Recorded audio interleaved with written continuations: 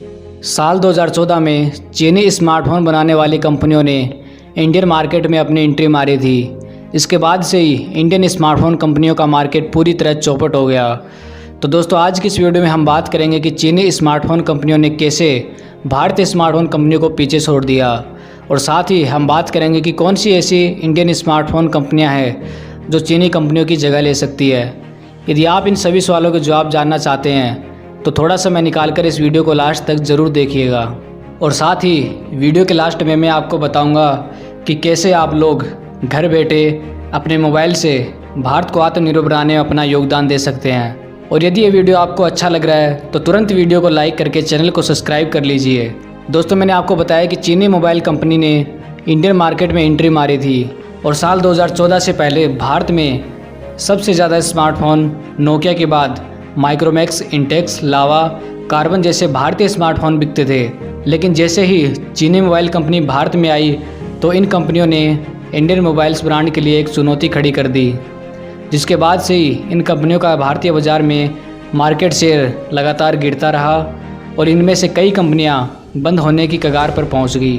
दोस्तों, चीनी स्मार्टफोन कंपनियों ने इंडियन स्मार्टफोन से भी सस्ते दामों पर स्मार्टफोन इंडियन मार्केट में उतारे और भारतीय स्मार्टफोन यूज़र इनकी तरफ आकर्षित हो गए और धीरे धीरे पूरी स्मार्टफोन इंडस्ट्री पर चाइना का कब्जा हो गया और लगभग पूरी दुनिया में 70% मोबाइल चाइना ही बनाता है। और अब इंडियन स्मार्टफोन कंपनियों की हालत इतनी ख़राब हो गई है कि ये बंद होने की कगार पर हैं। लेकिन जब से हमारे माननीय प्रधानमंत्री श्री नरेंद्र मोदी जी ने आत्मनिर्भर भारत की बात कही है, तब से भारतीय मोबाइल कंपनियों में नई उम्मीद जागी है।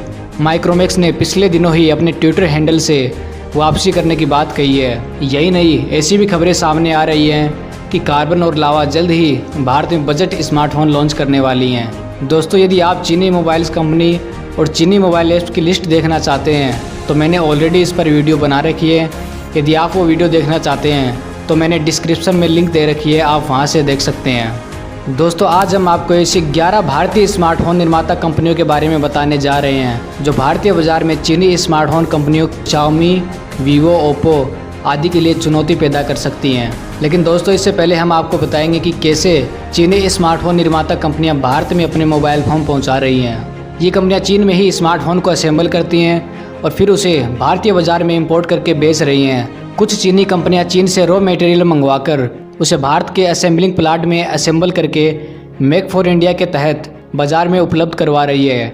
वहीं कुछ चीनी कंपनियां भारत में ही R&D यानी रिसर्च एंड डेवलपमेंट सेंटर के जरिए अपने प्रोडक्ट्स को डिजाइन करती हैं, पार्ट्स बनवाती हैं और फिर उन्हें भारतीय बाज़ार में बेचती हैं और एक्सपोर्ट भी करती हैं। इसके लिए ओप्पो, OnePlus जैसी कंपनियों ने भारत में ही अपने रिसर्च एंड डेवलपमेंट सेंटर बना रखे हैं और अपने स्मार्टफोन को भारत में ही डिज़ाइन करते हैं और वो बेचते हैं। भारतीय स्मार्टफोन निर्माता कंपनियों को भी ज़्यादातर रॉ मटेरियल के लिए चीन पर निर्भर रहना होगा, लेकिन इन कंपनियों के स्मार्टफोन पूरी तरह से भारत में ही डिज़ाइन और असेंबल किए जाएंगे। आइए जानते हैं इन कंपनियों के बारे में। पहली है माइक्रोमैक्स। 2014 से पहले माइक्रोमैक्स का भारतीय बाज़ार में सबसे बेहतर मार्केट शेयर था। सैमसंग, नोकिया, एप्पल के साथ माइक्रोमैक्स के स्मार्टफोन यूज़र भी इसे खरीद रहे थे। हालांकि कंपनी अभी भी अपने स्मार्टफोन भारतीय बाज़ार में बेच रही है, लेकिन चीनी कंपनियों के इनोवेटिव स्मार्टफोन के सामने इनके स्मार्टफोन बाज़ार से अब नज़रअंदाज हो गए हैं।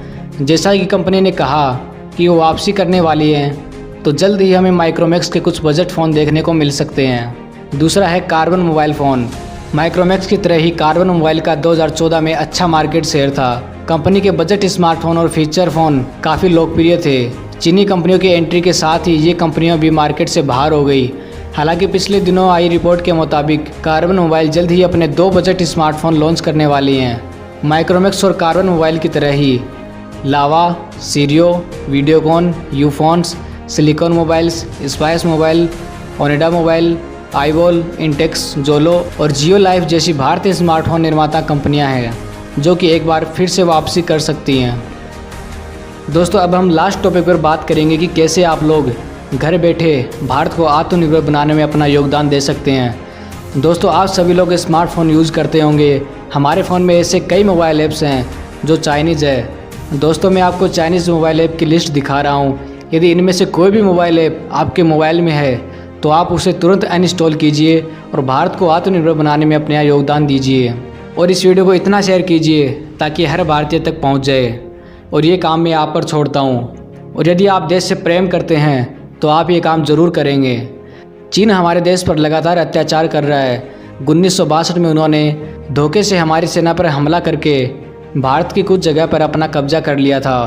और अब 3-4 दिन पहले उन्होंने फिर से हमारे 20 जवानों को धोखे से मारा है।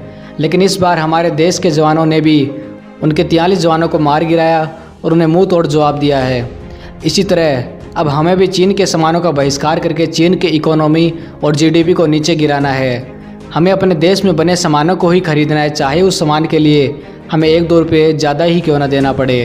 दोस्तों, मैं एक बार फिर से बताना चाहूँगा कि चीन के सामान को भारत में आने से भारत सरकार नहीं बल्कि भारत के लोग ही इसे रोक सकते हैं। हम भारतीय एकजुट होकर किसी भी आपदा से लड़ सकते हैं। हम भारतीयों ने टिकटॉक जैसे ऐप की रेटिंग 4.5 से 1.0 तक ला दी थी।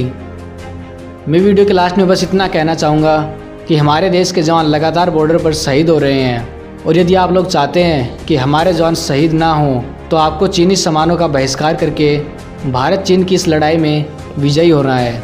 दोस्तों, यदि आप चाहते हैं कि ये वीडियो आपके अलावा सभी भारतीयों को देखना चाहिए तो इस वीडियो को तुरंत ज़्यादा से ज़्यादा लोगों तक शेयर कीजिए और भारत को आत्मनिर्भर बनाने में अपना योगदान दीजिए। और आप ऐसे ही नॉलेजफुल वीडियो आगे भी देखना चाहते हैं तो इस चैनल को अभी सब्सक्राइब करके बेल आइकन प्रेस कर लीजिए ताकि ऐसे ही और वीडियो आपके पास आती रहें। तो दोस्तों, इजाज़त दीजिए। आपका बहुमूल्य समय देने के लिए बहुत बहुत धन्यवाद। जय हिंद, जय भारत, वंदे मातरम।